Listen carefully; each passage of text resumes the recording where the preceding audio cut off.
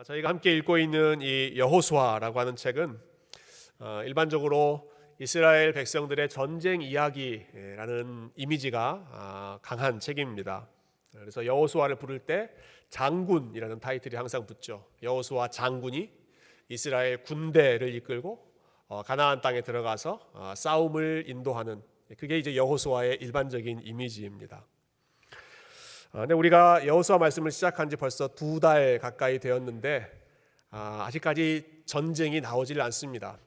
전쟁 이야기인 줄 알았는데 전쟁이 나오지 않고 계속해서 또 다른 이야기만 나오고 있습니다. 지금 요단강을 건넜고 여리고성 코앞까지 왔고 이제 하나님께서 이제 공격해라 말씀하실 법도 한데 아직까지 공격 명령이 떨어지지 않고 하나님은 계속해서 하나님과의 관계를 점검하게 하시고 새롭게 하시고 그것을 더 확실하게 확인하시는 내용이 최근에 몇 주 동안 우리가 계속 살펴보았던 말씀의 포인트입니다. 그러니까 전쟁 이야기가 주가 아니라 결국은 하나님과의 관계가 중요한 여호수아의 핵심이다라고 하는 사실이죠. 오늘 본문에도 보면 저희가 2가지 사건을 함께 생각할 텐데 이 2가지 사건을 통해서 하나님이 어떤 분이신지를 다시 가르쳐 주시고 그리고 이스라엘 백성들이 하나님과 새로운 관계를 회복하도록 그렇게 인도하시는 모습을 볼 수 있는데요. 그 중에 첫 번째 사건은 유월절을 지키는 것이었습니다. 유월절이 하나님을 아는 일의 도구로 지금 사용되고 있습니다. 오늘 본문 처음 시작하는 구절 제가 다시 한번 읽어보겠습니다. 10절과 11절 말씀인데요. 또 이스라엘 자손들이 길갈에 진쳤고 그달 14일 저녁에는 여리고 평지에서 유월절을 지켰으며 유월절 이튿날에 그 땅의 소산물을 먹되 그날에 무교병과 볶은 곡식을 먹었더라. 우리가 지난주에 봤던 말씀은 하나님께서 이스라엘 백성들에게 할례를 시키셨던 그런 말씀이었잖아요. 오늘은 모든 백성들에게 유월절 절기를 지키게 하셨습니다. 유월절은 이스라엘 백성들에게 제일 큰 명절입니다. 제일 큰 명절, 일주일 동안 총 8일 동안 지키는 가장 큰 명절이 유월절인데 지금 전쟁을 앞두고 있는 이스라엘 백성들에게 유월절 지켜라 지금 말씀하시는 것입니다. 유월절이 어떤 의미인가 여러분 많이 들어보셔서 아마 친숙하실 거라고 생각합니다. 이집트에서 이스라엘 백성들이 빠져나올 때 그들이 마지막으로 경험했던 게 이 유월절 사건이었습니다. 유월이라는 말은 지나간다, 패스오버한다 라는 뜻이죠. 원래는 그날 밤에 모든 사람들이 다 죽음을 맞이해야 했는데 하나님께서 어린 양을 죽인 그 가정은 죽음이 들어가지 못하고 그냥 지나가게 하신, 그래서 생명을 건짐받는 그러한 은혜를 경험했던 사건이 패스오버 유월절이었죠. 지난주 말씀에서는 이스라엘 백성들이 날카로운 칼로 자신의 살을 베고 몸의 일부를 베어서 자기 자신을 죽이는 그러한 일을 상징적으로 했다면 오늘 본문에서는 그 칼로 어린 양을 잡고 그 어린 양의 죽음을 다시 한번 기억하고, 그러나 그 어린 양의 죽음으로 본인들의 생명이 살아났다는 사실을 기뻐하는, 하나님의 그 구원 사건을 셀러브레이트하는 그 유월절 절기가 오늘 본문에서 이스라엘 백성들이 했던 일입니다. 자, 이 유월절에서 이제 하이라이트는요, 물론 어린 양을 잡는 것도 있지만 그 어린 양을 각 가정별로 함께 먹는 그 시간이 유월절의 하이라이트였습니다. 어린 양을 잡으면 각 가족이 식구 숫자대로 준비해서 함께 먹고 그러면서 우리가 한 가족이다라는 사실을 확인하는 것입니다. 우리는 하나님의 은혜로 구원받은, 하나님의 은혜가 우리를 이끈 바로 그런 가족이다 하는 것을 확인하는 것이죠. 오늘 본문에 보면 10절부터 12절 앞부분에 자주 반복되는 단어가 먹다라는 단어입니다. 먹다. 그래서 계속 먹었다라는 내용이 나옵니다. 먼저는 유월절 어린 양을 먹었겠죠. 그 다음에는 그들이 곡식을 먹었다라는 내용이 나오고요. 무교병, 이 말은 누룩이 들어가 있지 않은 그러한 빵, 딱딱한 빵을 먹었다. 또 볶은 곡식을 먹었다. 그 전까지는 만나를 먹었지만 이제부터는 가나안 땅에 곡식을 먹었다라는 말이 계속 나오면서 지금 이스라엘 백성들이 유월절 절기를 통해서 먹는 기쁨을 누리고 있다는 것을 강조하고 있습니다. 이 상황을 우리가 좀 더 우리 깊게 좀 생각해 보면 좋겠습니다. 지금 어떤 상황인가? 지금 여리고 사람들과 이스라엘 사람들이 중요한 전쟁을 앞두고 있는 상황입니다. 진을 쳤다라고 하잖아요. 캠프, 전쟁을 앞두고 지금 캠프를 꾸려놓은 상황입니다. 전쟁을 앞두고 있으면 이런 분위기가 어떤 분위기인가요? 전쟁을 앞두고 있을 때 분위기는 긴장하고 두려워하고 아주 초긴장 상태에 있는 것이 일반적인 분위기죠. 여리고의 분위기는 그랬습니다. 여리고성 안의 사람들은 마음이 녹았다라는 표현도 우리가 들었고, 그들의 정신을 잃어버렸다. 그들이 성을 꼭 잡고 지금 긴장하고 그 시간을 준비하고 있다. 이게 지금 여리고성의 분위기죠. 근데 반대편에 이스라엘 백성들이 진치고 있는 이 지역의 분위기는 어떻습니까? 지금 이스라엘 백성들은 뭘 하고 있습니까? 잔치를 벌이고 있습니다. 잔치를 즐기고 있습니다. 6월절 명절을 그들이 누리고 있습니다. 전쟁 앞두고 있는 상황인데 한가하게 먹고 마시고 잔치를 벌이고 있다 하는 것입니다. 고기를 굽고 떡을 만들고 음료수를 준비하고, 그래서 서로 먹고 마시면서 마치 전쟁과는 상관없는 사람들인 것처럼 지금까지 하나님이 함께 하셨던 것을 기억하고 감사하고 셀러브레이트하는 축제를 벌이고 있는 것이죠. 제가 이 장면 읽으면서 함께 떠오르는 말씀이 하나 있었는데요. 시편 23편 5절 말씀이었습니다. 우리가 잘 아는 말씀이죠. 우리 한번 같이 이 말씀 읽어볼까요? 앞에 있습니다. 시작. 주께서 내 원수의 목전에서 내게 상을 차려주시고 기름을 내 머리에 부으셨으니 내 잔이 넘치나이다. 시편 23편, 여호와는 나의 목자시니 내게 부족함이 없습니다 라고 고백한 후에, 근데 그 목자는 어떻게 하시는가? 주께서 내 원수의 목전에서, 원수가 보고 있는 그 자리에서, 원수가 노려보고 있는 그 자리에서 뭘 해주신다? 상을 베풀어 주신다. 이 상은 먹을 수 있는 잔치상입니다. 테이블, 음식을 준비해 주신다. 지금 이스라엘 백성들이 하고 있는 것이죠. 여리고성, 원수들이 노려보고 있는 상황에서, 원수의 목전에서, 그러나 이스라엘 백성들은 한가하게 일주일 동안 잔치를 벌이면서 고기를 먹으면서 떡을 먹으면서 음료수를 마시면서 한가하게 잔치를 벌이고 있습니다. 원수의 목전에서 상을 베풀어 주시는 그 목자 되신 하나님을 그들이 믿고 있기 때문에, 신뢰하고 있기 때문에, 그리고 하나님께서 그것을 훈련하게 하시는 것이죠. 예수님도 똑같은 모습을 보여주셨는데요. 우리 지난 주간에 함께 묵상했던 새벽기도의 본문이 예수님께서 제자들과 함께 6월절 잔치를 나누셨던 그러한 내용이었죠. 그때 상황은 무척이나 긴장되고 두려운 상황이었습니다. 종교 지도자들이 예수님 죽이려고 했습니다. 제자 중에 한 사람 가룟 유다가 예수님을 배신하기로, 그래서 종교 지도자들로부터 돈을 받고 모든 일들을 꾸미고 있었습니다. 그러니까 사방을 둘러보면 뭐만 보입니까? 원수들만 보입니다. 원수들, 종교 지도자들, 가룟 유다 다 원수들로 둘러싸여 있는데, 그때 예수님이 뭘 하셨어요? 제자들과 함께 우리 잔치하자, 우리 함께 파티하자, 우리 함께 먹고 마시자, 6월절 만찬을 준비하셔서 같이 이 6월절 음식을 나누셨죠. 역시 원수의 목전에서, 원수가 보고 있는, 노려보고 있는, 틈을 노리고 있는 그 상황에서 예수님께서 제자들에게 상을 베푸시고 함께 즐기셨던 그 여유로운 모습을 우리가 지난 한 주 동안 묵상했습니다. 예수님께서 제자들과 나누셨던 그 식탁에는 예수님의 감사의 기도가 끊이질 않았습니다. 계속해서 예수님이 감사 기도하셨다는 말씀 우리가 읽었죠.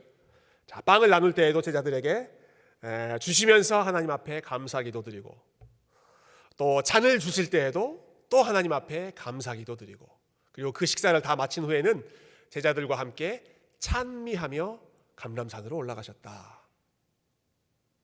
여러분 한번 생각해 보십시오. 지금 이 상황이 지금 감사 기도가 나오는 상황입니까? 여러분 찬미가 나오는 상황입니까? 지금 내일이면 십자가에 달려 돌아가셔야 하는 분이 지금 사방에서 예수님을 잡으려고 죽이려고 틈을 노리고 있는 그 상황에서, 심지어는 제자들, 그 어리석은 제자들 마지막 순간에도 정신 못 차리고 우리가 누가 우리 중에 제일 크냐 하고 실갱이하고 있는 바로 그러한 실망스러운 상황에서 예수님은 감사의 기도를 드리시고 제자들과 함께 찬양하며 감람산으로 올라가셨다. 도대체 어떤 마음에서 주님께서 감사하실 수 있었을까? 이때 예수님의 감사는, 이때 예수님이 하신 찬양은 상황이 좋기 때문에, 상황이 평안하기 때문에 했던 그러한 감사가 아니었습니다.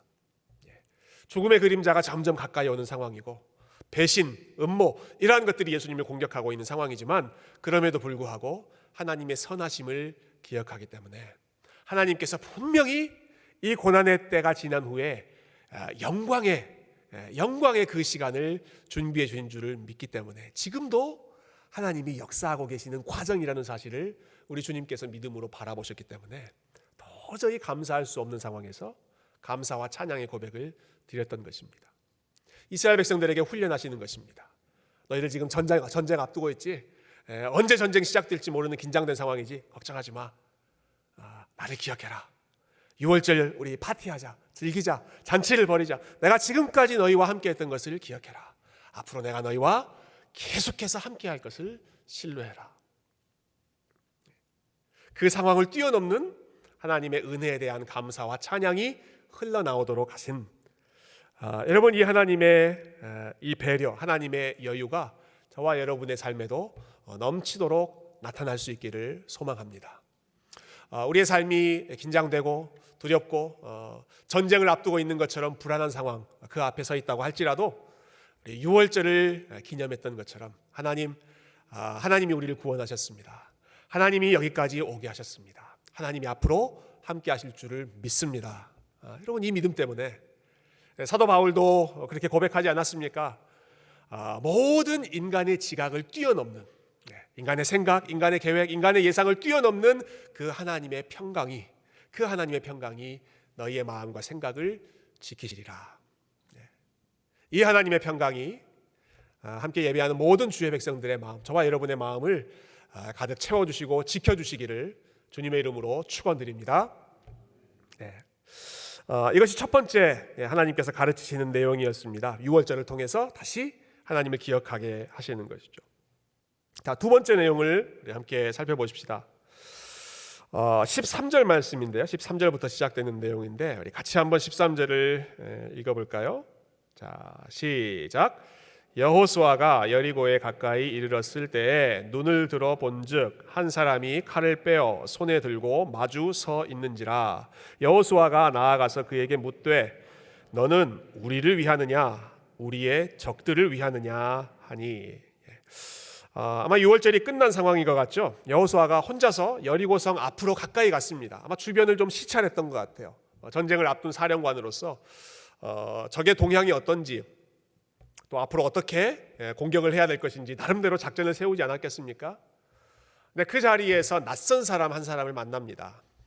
한 번도 보지 못한 낯선 사람을 만나는데 그 사람이 손에 칼을 들고 서 있었습니다. 여러분, 여호수아의 마음이 어땠을까요? 손에 칼을 들고 지금 서 있는 한 사람을 만나서 언제 지금 전쟁이 터질지 모르는 일촉즉발의 상황인데 그런 사람 앞에 서 있을 때 여호수아가 깜짝 놀랐겠죠. 그래서 물어봅니다. 당신은 우리 편입니까? 아니면 우리의 적들의 편입니까? 네. 어디서 울리는 아름다운 벨소리? 이 벨소리는 우리 편입니까? 우리의 적의 편입니까? 여러분, 여호수아가 지금 이 사람에게 물어보는 것입니다. 당신은 우리 편입니까? 반대편입니까? 여러분, 이런 질문을 하면 거기에 돌아오는 대답은 어떤 대답이 돼야 되나요? 둘 중에 하나죠. 나는 당신 편입니다. 아니면 나는 당신 편이 아니라 반대편입니다. 이 둘 중에 하나가 나오는 것이 자연스러운 대답일 것입니다. 근데 여호수아 앞에 서 있는 이 사람이 아주 이상하게 대답을 합니다. 그 다음 14절을 보시면 제가 앞부분 읽어볼게요. 그가 이르되 아니라 나는 여호와의 군대 대장으로 지금 왔느니라 하는지라. 이 사람이 뭐라고 대답했습니까? No라고 대답했습니다. No, 아니라. No. 여호수아가 뭐라고 물어봤어요? 당신은 우리 편입니까? 아니면 우리 반대편입니까? 여러분, 이것은 OX 퀴즈 같은 겁니다. OX. O입니까? X입니까? 둘 중에 하나 초이스가 있지 않아요?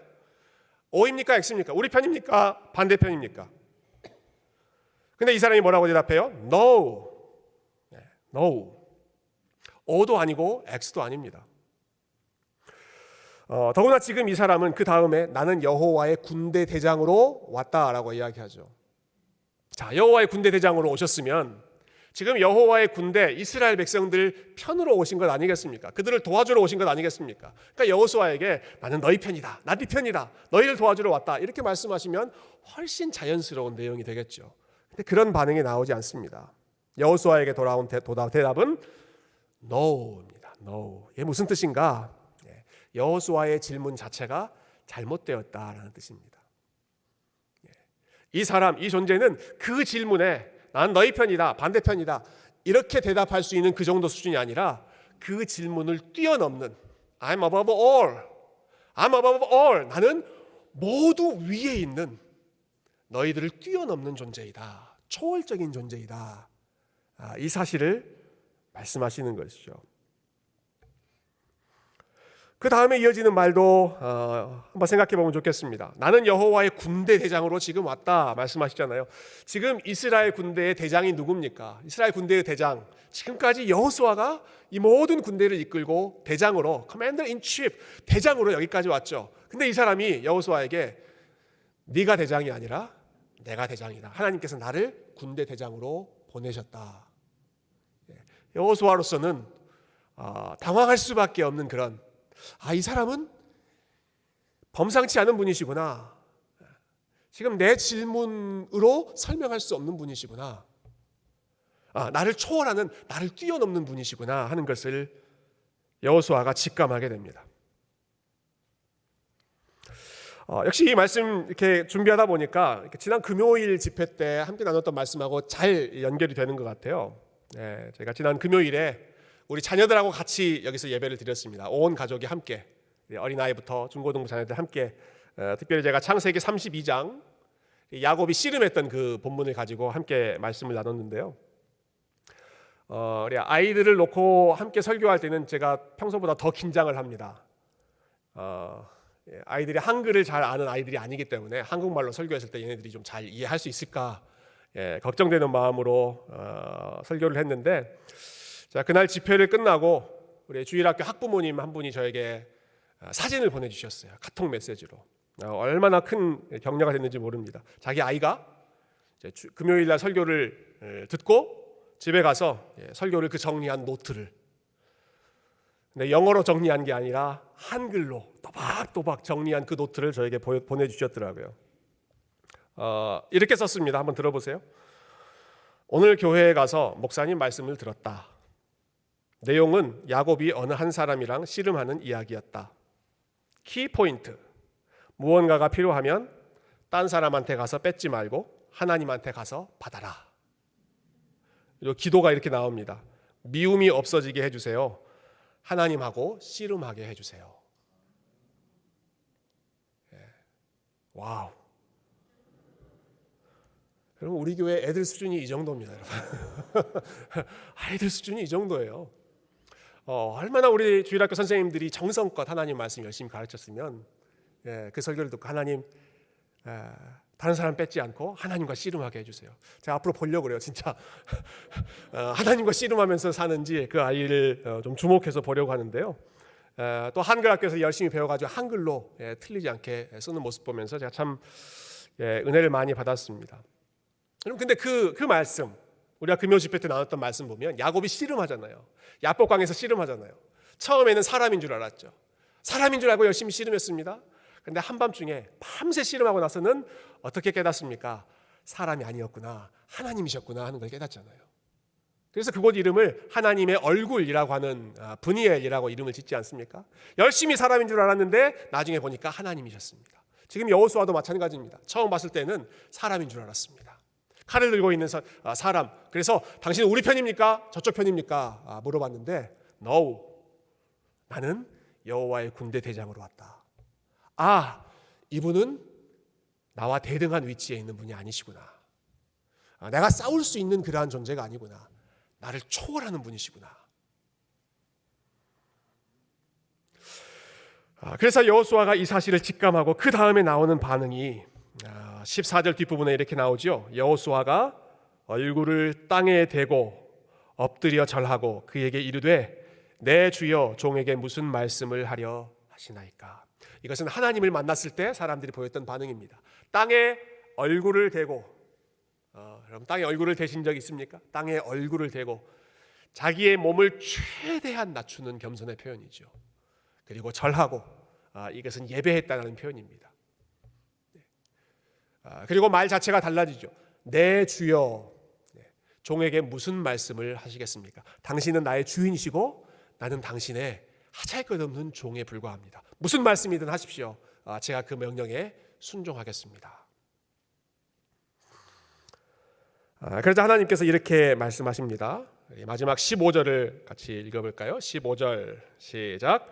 여호와의 군대 대장이 여호수아에게 이르되 내 발에서 신을 벗으라. 내가 선 곳은 거룩하니라 하니 여호수아가 그대로 행하니라. 아멘. 이 말씀도 아주 친숙한 장면이죠. 모세에게 처음 나타나셨을 때 하나님께서 하셨던 말씀이었습니다. 네가 지금 있는 그곳은 거룩한 곳이니까 신을 벗어라. 신을 벗는다라는 것은 자신의 권리를 포기한다, 이것을 상징하는 것이었습니다. 내 것이 없다, 나는 모든 것을 다 내려놓겠다, 그것을 상징하는 것이 신을 벗는 행위였습니다. 모세에게 그것을 요구하셨고 지금 여호수아에게 똑같이 여호수아야, 네가 서 있는 그곳은 거룩한 곳이다. 네 앞에 서 있는 나는 거룩한 하나님이다. 내 앞에서 신을 벗어라. 너의 권리를 다 포기해라. 네가 대장이라는 거 다 내려놓아라. 이 말씀대로 여호수아가 바짝 엎드려 절하고 아마 그 엎드린 채로 신을 벗었을 것 같습니다. 저처럼 지금 서서 신을 벗는 것이 아니라 엎드려서 바짝 땅에 얼굴을 묻고 있는 상황에서 황급하게 신발을 벗으면서 자신이 하나님 앞에 아무것도 아닌 존재인 것을 고백했던 것이죠. 여호수아가 왜 이렇게 자신을 낮추는가? 하나님의 거룩하심에 그가 압도되는 것입니다. 하나님의 거룩하심에 압도된 것입니다. 내 앞에 계신 분이 거룩한 하나님이시다라는 사실을 직감하고 나서 그 앞에서 나는 자격이 없는 존재라는 사실을 인정하는 것입니다. 내가 도저히 이분 앞에 다가갈 수 없는 분, 감히 얼굴을 시선을 마주할 수 없는 분, 나는 눈을 그냥 아래로 내리깔고 엎드릴 수밖에 없는, 그것 외에는 내가 할 수 있는 일이 없다. 몸을 바짝 낮추고 하나님의 거룩하심 앞에 가장 낮은 자세로 엎드렸던 것이죠. 여호수아가 지금 뭔가 큰 잘못을 해서 엎드리고 있는 건 아닙니다. 지금 벌벌 떨면서 이렇게 웅크리고 있는데 여호수아가 뭔가 큰 실수를 해서 그런 건 아닙니다. 사실 여호수아는 지금까지 이스라엘 백성들 중에 가장 하나님 앞에 순종하고 열심히 살았던 사람이었습니다.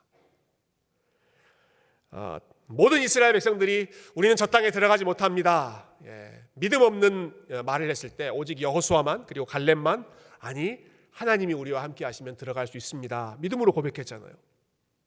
그래서 그 믿음 때문에 다른 사람들은 다 광야에서 죽었지만 여호수아만, 갈렙만 가나안 땅에 들어갈 수 있는 그 은혜를 입지 않았습니까? 심지어는 모세도 가나안에 들어가지 못했지만 여호수아는 들어갔습니다. 하나님께서 여호수아를 그렇게 인정하셨던 것이죠.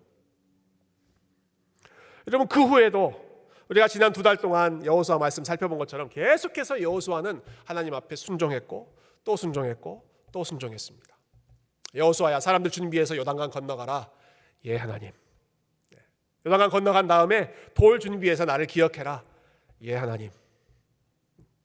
지난주 말씀, 전쟁 앞두고 있지만 너희들은 내 앞에 순종하는 거 중요하다. 할 일을 다 행해라. 예, 하나님. 오늘 말씀, 유월절 지켜라. 유월절 지켜라. 잔치를 벌여라. 예, 하나님.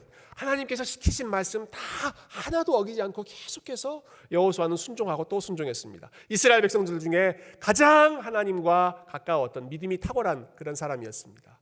그럼에도 불구하고 그가 하나님 앞에 섰을 때에는, 내 앞에 하나님이 계시다라고 하는 사실을 직감했을 때에는 도저히 얼굴을 들지 못하고 바짝 엎드릴 수밖에 없었던 하나님의 거룩하심은 그러한 거룩하심이었던 것이죠. 자기를 완전히 압도하는, 아무리 열심히 살고 아무리 열심히 순종하고 아무리 열심히 헌신했다고 하더라도 그 하나님을 생각하면 도저히 두려워서 고개를 들 수 없는 그러한 부끄러움, 그러한 자신의 그 작음, 아무것도 아닌 내가 아무것도 아닌 존재라는 사실을 이 하나님 앞에서 철저하게 인정할 수밖에 없었습니다. 거룩하다라는 단어가 바로 이런 뜻이죠. 거룩하다라는 단어는 구별되었다, 다르다라는 뜻입니다. 하나님은 나와 다른 분이다. 내가 범접할 수 없는 분, 나와 구별된 분이시다. 이것을 보여주는 단어가 거룩이라고 하는 단어이고요. 성경을 보면 하나님에 대해서 참 많은 수식어, 많은 형용사가 사용되지만 그 중에 넘버 원으로 사용되는 형용사는 거룩하다라는 것이었습니다. 성경 전체에서 하나님 어떤 분이신가 한마디로 설명하십시오 라고 하면 거기에 성경이 가르쳐주는 대답은 거룩하신 하나님. 선지자 이사야가 성전에서 하나님 봤을 때 천사들이 찬양하는 소리를 듣죠. 천사들이 뭐라고 찬양합니까? 거룩하다, 거룩하다, 거룩하다. 요한계시록에 보면 천상에서 이루어지는 예배, 모든 백성들이 하나님 찬양합니다. 또 거기에서도 천사들이 밤낮으로 하나님 찬양합니다. 뭐라고 찬양합니까? 거룩하다, 거룩하다, 거룩하다. 하나님의 가장 중요한 본질되는 성품이 거룩하신 분이다라는 것입니다. 나와는 다른, 나와는 근본부터가 구별되어 있는, 내가 가까이 할 수 없는 분이다라는 사실이죠. 성경이 이토록 하나님의 거룩하심을 강조하지만 그러나 하나님의 거룩하심이라고 하는 이 말씀은 사실 우리가 그렇게 좋아하는 주제는 아닌 것 같습니다. 사람들에게는 별로 하나님의 거룩하심이 인기가 없습니다. 왜냐하면 이 사실이 나에게 어떤 현실적인 도움을 주는 그런 내용이 아니기 때문에 그렇습니다. 제가 좋아하는 신학자가 이제 조나단 에드워즈라고 하는 분인데요. 이제 미국에서 미국 역사상 가장 뛰어난 신학자로 손꼽히는 분이죠. 이 에드워즈 목사님이 평생 동안 씨름했던 주제가 있습니다. 그것은 참된 신앙과 거짓된 신앙이 어떻게 구별되는가 하는 것이었습니다. 평생 목회를 하면서 또 성경을 연구하면서 계속해서 이 문제를 가지고 씨름을 했는데요. 그 씨름의 또 연구의 결과 이분이 여러 가지 증거들을 제시하는데 그 중에 한 가지가 참된 신앙의 가장 확실한 증거는 그 사람이 하나님의 거룩하심을 사랑하는가, 이게 그 사람이 진짜 신자인가 아니면 false religion, 거짓된 신앙을 가지고 있는 사람인가, 이것을 단적으로 보여주는 기준이 된다. 어떤 의미인가? 여러분 에드워즈의 설명을 한번 들어보십시오. 이렇게 설명하십니다. 우리가 하나님의 사랑 때문에 하나님을 믿기는 쉽다. 우리가 하나님의 능력 때문에 그분을 따르는 것도 쉽다. 그러나 오직 참된 신자만이 하나님의 거룩하심 때문에 그분을 사랑하고 그분을 믿을 수 있다. 앞에 나온 두 가지, 하나님의 사랑, 하나님의 능력, 사실 이거는 우리에게 실질적으로 도움이 되는 것들입니다. 우리에게 유익이 되는 것입니다. 그러나 하나님의 거룩하심은 좀 성격이 다릅니다. 여러분, 하나님이 사랑하신다, 하나님이 사랑이시다, 하나님이 저와 여러분을 사랑한다. 여러분, 누가 나를 사랑해 준다는데 그것을 싫어할 사람이 어디 있겠습니까? 하나님이 능력이 많으시다, 하나님이 전능하신 분이다, 하나님이 그 능력으로 나를 도와주시겠다는데 여러분, 그것을 마다할 사람이 어디 있겠습니까? 다 나에게 유익한 것이죠. 그것 때문에 하나님을 사랑하는 것은 충분히 가능하고 쉽다는 것입니다. 그러나 하나님은 거룩하신 분이다, 하나님은 거룩하시다. 여러분, 이 사실 앞에서 어떤 반응이 나와야 됩니까? 그 다음에는 여호수아처럼 반응이 나오는 것입니다. 거룩하신 하나님 앞에서 땅에 바짝 엎드립니다. 신을 벗습니다. 자기의 권리를 다 내려놓습니다. 내가 대장이 아니라 당신이 대장입니다. 인정합니다. 내가 왕이 아니라 당신이 왕입니다. 당신이 주인이고 나는 종입니다. 당신이 하나님이시고 나는 죄인입니다. 여러분, 그것을 유도하는 그 말씀이 하나님이 거룩하시다라고 하는 선포입니다. 그러니까 그것은 구체적으로 나에게 직접적으로 도움을 주는 것 같지는 않죠. 하나님의 사랑, 하나님의 능력처럼 직접적인 유익이 되는 것 같지는 않지만, 그러나 그것과 상관없이 정말 성경이 말하는 것처럼 하나님이 거룩하신 분이기 때문에, 하나님이 나와는 다른 분이시기 때문에 내가 그분 앞에 도저히 설 자격이 없는 존재임에도 불구하고, 그럼에도 불구하고 하나님 앞에 예배하고 하나님 앞에 무릎 꿇고 그리고 하나님을 주인으로 인정할 수 있는가, 그 사람이 진정한 신자, 하나님을 가장 합당하게 예배하는 사람이라는 것이죠. 말씀을 정리하죠. 여러분, 여호수아의 말, 여호수아의 그 입에서 나오는 말이 어떻게 바뀌었는지 한번 주목해 보시면 좋겠습니다. 여호수아가 처음에는 이렇게 물어보죠. 당신은 우리 편입니까? 저쪽 편입니까? 이 말은 우리에게 도움이 되는 존재입니까? 아닙니까? 라고 하는 질문입니다. 거기에 대해서 no라고 대답하시고 거룩하신 하나님을 보여주신 후에 여호수아의 반응은 어떻습니까?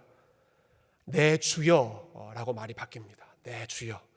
더 이상 이분이 나에게 도움이 되는 존재인지 내 편인지 아닌지 그것을 묻지 않습니다. 네 주여. 종에게 무슨 말씀이시든 하십시오. 그 말씀에 순종하겠습니다. 주인 앞에서 바짝 엎드린 종의 마음을 회복했습니다. 우리도 하나님 앞에서 여호수아처럼 질문하기 쉽습니다. 하나님, are you for me or against me? 하나님 제 편이십니까? 아니면 다른 편이십니까? 하나님 저에게 도움이 되는 분이십니까? 아니면 다른 분이십니까? 거룩하신 하나님께서는 오히려 그 똑같은 질문을 저와 여러분에게 다시 되돌려 주실 거라고 생각합니다. 하나님께서 우리에게 이렇게 물어보실 것 같아요. Are you for me or against me? 너는 내 편이냐? 아니면 너는 다른 편이냐? 너는 누구냐? 영화 올드보이에 나온 대사죠. 누구냐 넌? 너는 누구냐? 너는 주인이냐? 나의 종이냐? 너는 대장이냐? 나의 부하이냐? 너는 내 앞에서 무릎을 꿇고 엎드리는 존재이냐? 아니면 나에게 계속해서 꼬치꼬치 따지면서 내가 어떤 존재인지를 씨름하는 그러한 존재이냐? 너는 나에게 순종하는 나의 종이냐? 아니면 나에게 요구하는 자냐? 오늘 설교 제목을 제가 엎드리라 라고 정했습니다. Fall down, 하나님 앞에 엎드려라. 우리가 다음 시간에는 여호수아 6장 여리고성이 무너지는 것을 함께 살펴볼 것입니다. 그러나 여러분, 여리고성이 무너지기 전에 먼저 여호수아가 하나님 앞에 무너지고 하나님 앞에 엎드렸습니다. 전쟁을 앞두기 전에, 전쟁을 시작하기 전에 먼저 하나님을 기억하며 6월절 잔치를 벌였습니다. 내가 어떤 존재인가, 내가 얼마나 잘 싸울 수 있는 능력이 있는가, 그것이 중요한 것이 아니라 하나님이 어떤 분이신지를 기억하고 하나님이 어떻게 구원하셨는지를 기억하고, 그리고 그 하나님은 내 앞에 거룩하신 하나님으로 나는 그분 앞에 바짝 엎드려서 나의 권리, 나의 신발을 벗고 나의 타이틀을 내려놓고 나의 모든 것을 다 내려놓고 주님 말씀하십시오. 저는 주님께서 어떻게 하시든 따라가는 주님의 종입니다. 여러분, 이와 같이 겸손하게 하나님 앞에 엎드리는 이러한 참된 예배자의 삶, 참된 종의 마음을 오늘 여호수아를 통해서 우리가 함께 기억하고, 우리 하나님 앞에 우리의 권리를 주장하는 것이 아니라 우리의 권리를 내려놓고 하나님이 원하시는 대로 나의 삶을, 나의 모든 것을 마음껏 사용하시기를 온전히 내어 맡기는 그러한 예배자로, 그러한 하나님의 참된 종으로 여러분의 모든 것을 하나님의 손에 맡기는 믿음의 백성들, 믿음의 삶이 되시기를 주님의 이름으로 축원드립니다. 함께 기도하겠습니다.